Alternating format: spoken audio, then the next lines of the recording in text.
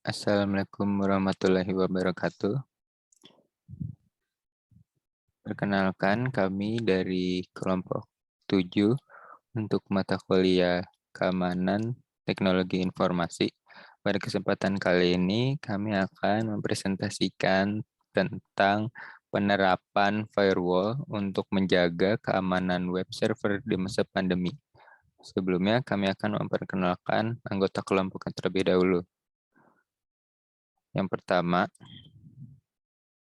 nama saya Krisna Wirawijanarko dengan NPM 4519210052.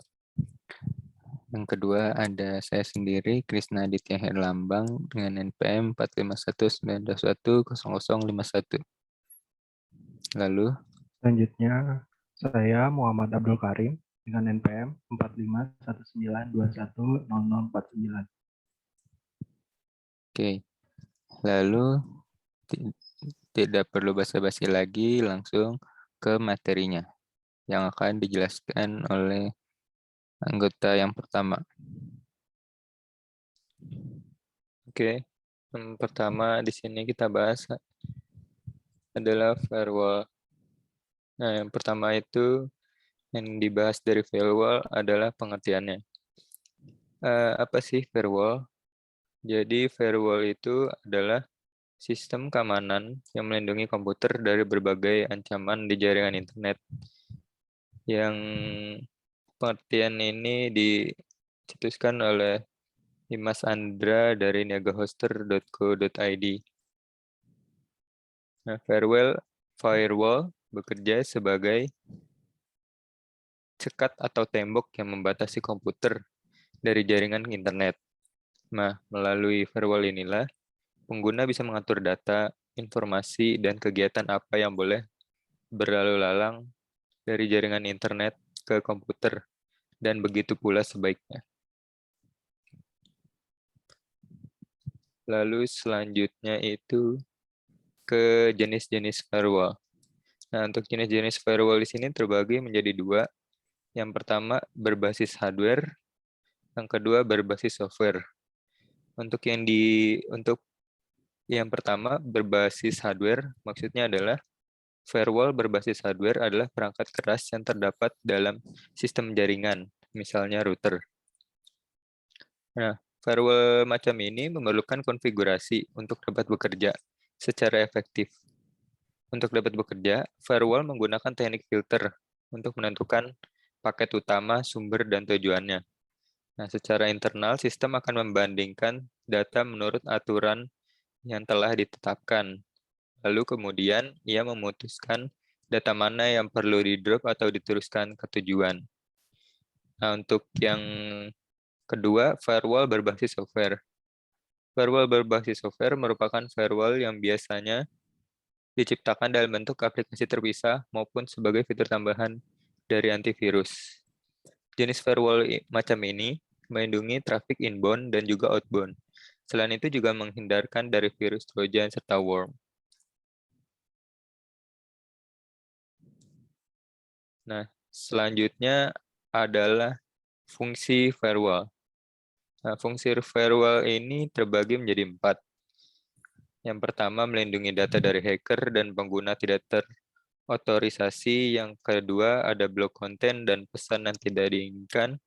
Yang ketiga, ada monitor bandwidth. Yang keempat, atau yang D, mengakses layanan VPN. Yang pertama, melindungi data dari hacker dan pengguna tidak terotorisasi. Maksudnya apa? Firewall berfungsi layaknya sekat antara data internal dengan akses luar. Nah, karena firewall ini, hacker dan pengguna asing tidak bisa mengakses data yang dimiliki oleh si pengguna. Atau dengan kata lain, data ini akan rawan dicuri ketika komputer tidak terinstall firewall.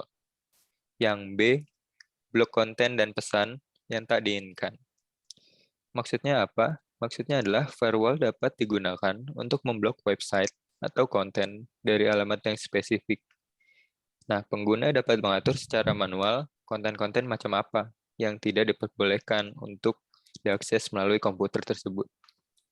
Yang C, monitor bandwidth.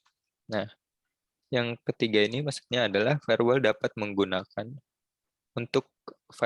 digunakan untuk memonitor dan membatasi bandwidth yang digunakan.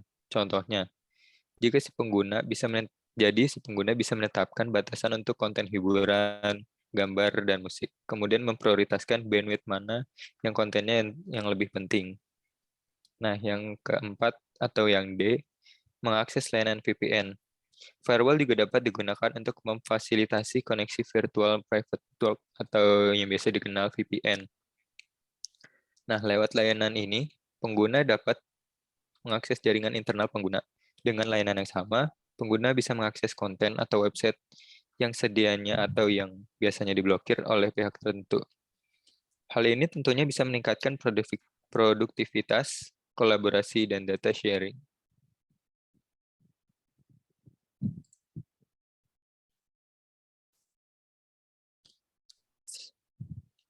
Selanjutnya, cara kerja firewall. Firewall bekerja dengan menyaring data atau paket antara jaringan di internet. Firewall bisa memperbolehkan atau tidak memperbolehkan suatu paket diakses oleh suatu komputer. Di sini terdapat 3 cara yang digunakan firewall untuk mengamankan jaringan. Yang pertama, paket filtering. Firewall menggunakan aturan tertentu untuk melihat boleh tidaknya suatu data masuk ke jaringan. Setiap paket diperiksa secara sendiri-sendiri atau dalam isolasi. Jika paket dikirim dalam grup, maka setiap paket akan diperiksa secara satu persatu. Ketika sebuah paket dianggap berbahaya, maka ia tak akan diizinkan masuk. Sebaliknya, ketika paket dianggap aman, maka dia akan diteruskan ke sistem yang meminta. Terdapat 2 jenis paket filtering, yaitu paket filtering statis dan dinamis. Yang kedua, proxy service. Di sini merupakan aplikasi yang bekerja sebagai penghubung antara sistem jaringan. Aplikasi proxy berada di dalam firewall dan bertugas untuk memeriksa paket yang saling ditukarkan dalam jaringan. Sistem ini bisa dikatakan lebih efektif sebab semua informasi diperiksa secara tersentralisasi. Cara kerja ini bisa dikatakan lebih canggih karena proxy service berusaha menciptakan hubungan antar jaringan yang mirip. Proxy seolah menghubungkan jaringan secara langsung, padahal ia hanya berusaha menyalin mekanisme yang mirip. Yang ketiga yaitu stateful inspection. Sistem ini menelusuri paket yang diterima dengan aktivitas-aktivitas sebelumnya. Paket yang diterima kemudian diperiksa dalam database paket. Jika paket berkonotasi positif atau tidak menunjukkan resiko bahaya, maka ia akan diteruskan ke sistem yang diminta. Ketika firewall selesai memeriksa paket, ia kemudian akan merespons dengan salah satu dari 3 cara. Pertama, accept atau terima. Artinya firewall akan memperbolehkan trafik atau melewati jaringan. Yang kedua adalah reject atau tolak. Ini berarti firewall menolak trafik atau lewat dan membalasnya dengan tampilan unreachable error. Yang terakhir atau yang ketiga adalah drop atau lewati, di mana firewall akan menolak trafik tanpa mengirimkan pesan. Next.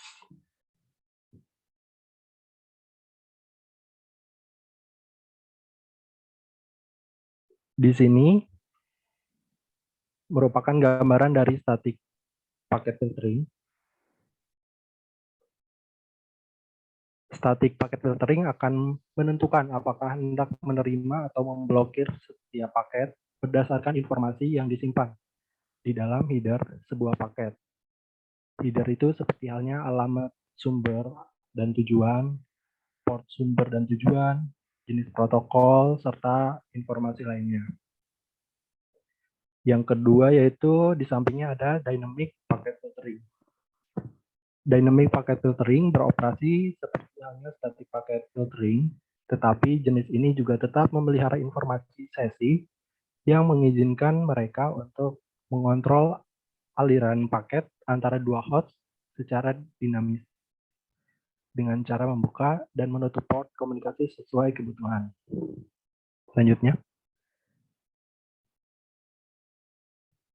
Nah, ini merupakan gambaran dari proxy service.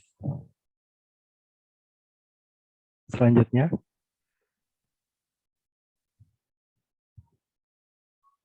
Ini merupakan gambaran dari stateful inspection.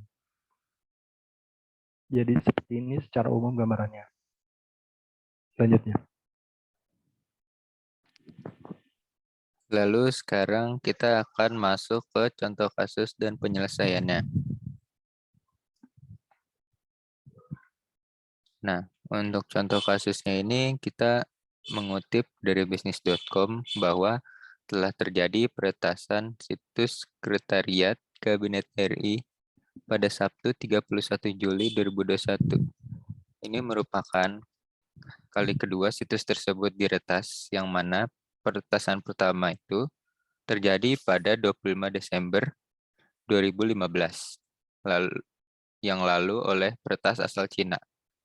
Diketahui peretas dengan nama Sandi ZYY Lutfi Fake Padang Blackhead telah melakukan deface atau merubah tampilan utama situs resmi milik negara tersebut. Peretasan ini diduga merupakan sebuah bentuk protes dari peretas pada kebijakan pemerintah di masa pandemi COVID-19 yang menerapkan pemberlakuan pembatasan kegiatan masyarakat atau PPKM sehingga mengharuskan warga tetap tinggal di rumah selama pandemi. Praktisi telematika Roy Suryo mengharapkan Badan Cyber dan kementerian terkait dapat memberikan solusi yang efektif sebagai upaya pencegahan terjadinya kasus serupa. Next. Nah, setelah kita tahu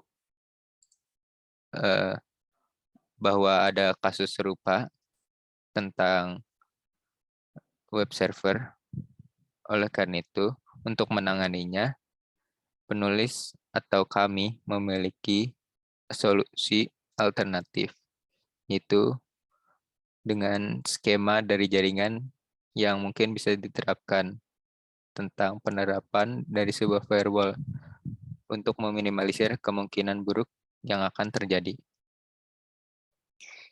Jadi, untuk skemanya seperti ini.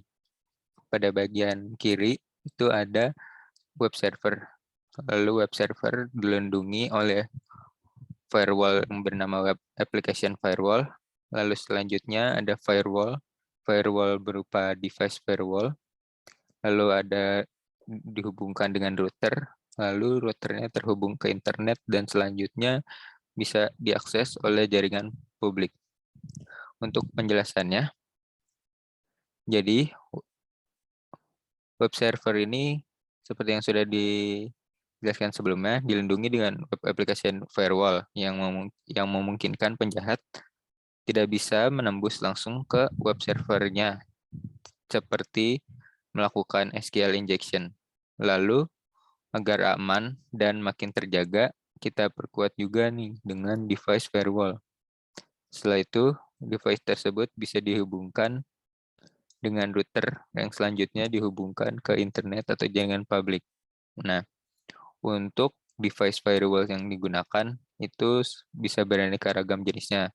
Salah satunya seperti yang bernama FortiGate. Lalu, untuk web application firewall bisa disesuaikan dengan jenis web server yang digunakan. Nah, untuk metode firewall yang bisa dipakai pada device firewall yaitu stateful inspection dan dynamic packet filtering, agar pada saat sisi awal perlindungan bisa lebih aman karena sudah ada dua metode yang harus dilewati sebelum masuk ke firewall yang selanjutnya. Lalu, untuk metode firewall yang bisa dipakai pada web application firewall yaitu proxy service, karena melihat dari cara kerjanya yang cukup efektif dengan melakukan pengecekan secara tersentralisasi, sehingga semua akses bisa lebih terpantau. Salah satu cara menggunakan teknik ini yaitu dengan mengaktifkan modul pada Apache jika menggunakan web server Apache yang bernama Mod Security. Next. Nah, untuk modul Mod Security ini, cara kerjanya yaitu Mod Security akan memeriksa dan melakukan filter request yang datang. Pemeriksaan ini termasuk IP address user, user agent, jenis file yang di-request, serta inputan yang diinputkan pada web server. Request tersebut kembali diperiksa apakah objek yang diminta dianggap berbahaya atau tidak oleh firewall atau security yang ada. Jika request yang diminta dianggap membahayakan, maka akan ditolak dan semua informasi mengenai user akan disimpan pada log file yang telah disediakan. Dan log file akan diproses dengan audit console untuk menata laporan log serangan. Setelah itu, laporan serangan akan dimasukkan ke dalam database serangan untuk ditampilkan oleh web interface serangan. Tetapi jika request tersebut dianggap tidak membahayakan, maka akan diizinkan untuk mengakses halaman yang diminta dalam format reply HTTP. Lalu,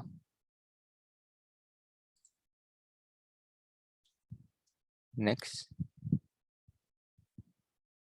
Kesimpulannya, dalam masa pandemi yang banyak aktivitasnya dilakukan melalui media berbasis internet, kita harus mampu menjaga aset-aset digital kita dari segala tindak kejahatan yang mungkin bisa terjadi. Oleh karena itu, firewall bisa sangat membantu dalam mengamankan sebuah aset, khususnya server, dari tindak kejahatan yang kerap terjadi khususnya di masa pandemi ini. Firewall membuat web server yang digunakan lebih aman dari tindak kejahatan dan membuatnya sulit untuk ditembus bagi para cracker atau penjahat di dunia maya. Mungkin cukup sekian penjelasan dari kelompok kami. Kurang lebihnya mohon maaf. Wassalamualaikum warahmatullahi wabarakatuh.